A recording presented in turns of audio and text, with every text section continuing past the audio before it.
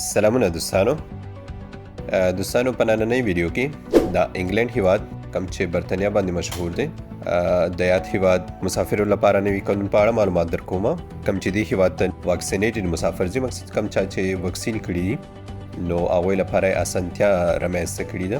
او کم چا چې واکسین نه دي کړي هغوی لپاره هم په نوي قانون کې اسانتیا رامنځته کړې ده نو غواړم چې نننۍ ویډیو کې همدې باره کې معلومات درکړم د دې ویډیو جوړولو مطلب دا دی چې احمد ټایمز انګلند کې زیات کسان ګوري او تاسو هم خیال ده چې کم زموږ مسافر چې په انګلند کې اوسېږي هغه سره دا ویډیو ضرور شریک کړئ ترڅو دوی لپاره دا ښه خبر دی نو هیله لرم چې تر پای پورې مې ملتیا وکړئ ها دوستانو انګلند حکومت اعلان وکړ چې د فبروري میاشتې 18 تاریخ نه پس کم واکسینیټډ مسافر مطلب کم چا چې واکسین کړي دي هغه مسافر یاد هیواد ته سفر کوي نو دوی ته نه د پی سی آر ټیسټ ضرورت شته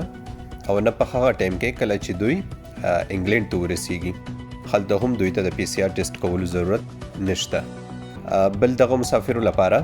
کرانتین ضرورت هم نشته کله به چې مخکې یاد مسافر انګلند ته ورسېدل نو هلته به دوی کرانتین کېدل نو د فبروري 18 تاریخ نه پس کوم مسافر چې د هیواد ته رسیږي نو دوی ته د کرانتین ضرورت نشته حکم لوکیټر فارم چې دی هغه ضروری دی ورته چې مخکې له سفر څخه هغه فیل یا ډک کړي هغه مسافر کم چې واکسین نه دي کړي نو دوی ته د سفر کولو څخه مخکې پی سی آر یا کووډ-19 ټیسټ ضروری دی چې هغه وکړي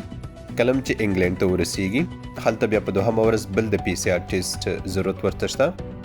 چې دی به بل د پی سی آر ټیسټ کوي دغه ترڅنګ مخکې د سفر کولو څخه باید ځان لپاره پی سی آر ټیسټ بوک او هغې پیسې ورکړي خو دا به آنلاین کوي د هغې سره لوکیټډ فارم هم ضروري دی چې باید لوکیټډ فارم هم ډک کړي البته ان ویکسینیټډ کسانو ته کرانتین په هغه وخت کې ضروري دی چې کله دوی ریزلټ